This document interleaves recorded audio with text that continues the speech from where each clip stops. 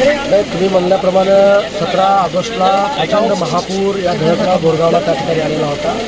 पूर्णपणे जनजीवन विस्कळीत त्या ठिकाणी झालेलं होतं। मनुष्यहानी झाली नाही, पण पशुधनाची हानी प्रचंड मोठ्या प्रमाणात त्या ठिकाणी झाली। शेतीचं नुकसानसुद्धा त्या ठिकाणी झालेलं होतं, विहिरीचं नुकसान झालं होतं, गोठ्याचं नुकसान त्या ठिकाणी झालेलं होतं, रस्त्याचं नुकसान त्या ठिकाणी झालेलं होतं। या स्वतः त्या ठिकाणी पाहणी केली होती। पण मी लंडनमध्ये असतानासुद्धा मी तिथून सर्व अधिकाऱ्याच्या कॉन्टॅक्टमध्ये मी त्या ठिकाणी होतो।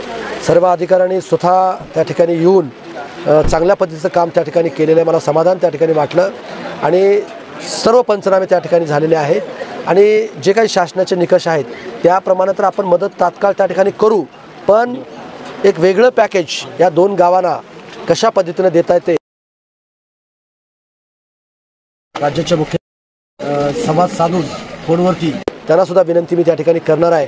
पण कायमस्वरूपी हे सातत्यानं होऊ नये म्हणून नाली सरळीकरण असेल किंवा रुंदीकरण असेल किंवा असेल, या सगळ्या गोष्टी करण्यासाठी शासनाकडून कशा निधी आणून केला पाहिजे हे सुद्धा बघण्याचं काम मी त्या ठिकाणी करणार आहे। पण आता लोकांशी मी चर्चा केली, लोकांना सुद्धा धीर, तुम्ही खचून जाऊ नका, पूर्णपणे शासन तुमच्या पाठीमागं आहे हे सुद्धा मी त्या ठिकाणी सांगितलेलं आहे।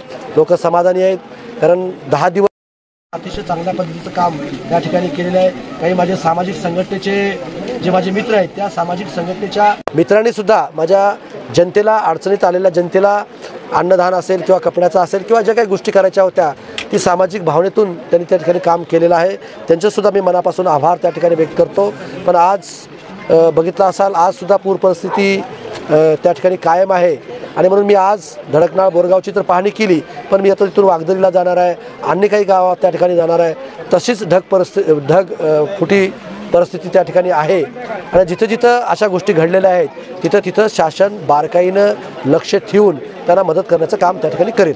नाही त्यांना तर आता पहिल्यांदा NDRFच्या निकषाप्रमाणे आपण त्या ठिकाणी मदत देऊच, पण मी आता बोलल्याप्रमाणे मी इथून सगळा अहवाल पंचनाम्याच्या सहित राज्याच्या मुख्यमंत्र्याला मी त्या ठिकाणी विनंती करणार आहे की साहेब यांना एक वेगळं पॅकेज त्या ठिकाणी आपण दिलं पाहिजे, हे आपण द्यावं ही नम्र विनंती मी त्या ठिकाणी करणार आहे। नक्कीच मी स्वतः, आता तुम्हाला माहीत आहे गणपती बाप्पा आलेले आहेत, सगळा गणेश उत्सव उत्साहानं त्या ठिकाणी साजरा होतोय आणि म्हणून बाप्पा विघ्नहर्ता आहे आणि म्हणून सगळे विघ्न माझ्या जनतेचे दूर करावे अशी सुद्धा त्यांना प्रार्थना करतो आणि राज्याच्या मुख्यमंत्र्याला सुद्धा नम्र प्रार्थना करतो की कसल्याही परिस्थितीमध्ये या भागातल्या शेतकऱ्यांचं जे काही नुकसान झालेलं आहे, शेतमजुरांचं जे नुकसान झालेलं आहे, त्यांनी 2 गोष्टी मला सांगितल्या। एक तर आमचं पुनर्वसन करा, पुनर्वसनला मी तात्काळ डेप्टी कलेक्टरला सूचना दिलेल्या आहेत। गायरांची जागा त्या ठिकाणी बघितल्या, ज्याला तिथं जायचंय त्यांना तात्काळ आम्ही ते प्लॉट आम्ही देण्याचं काम आम्ही त्या ठिकाणी करू।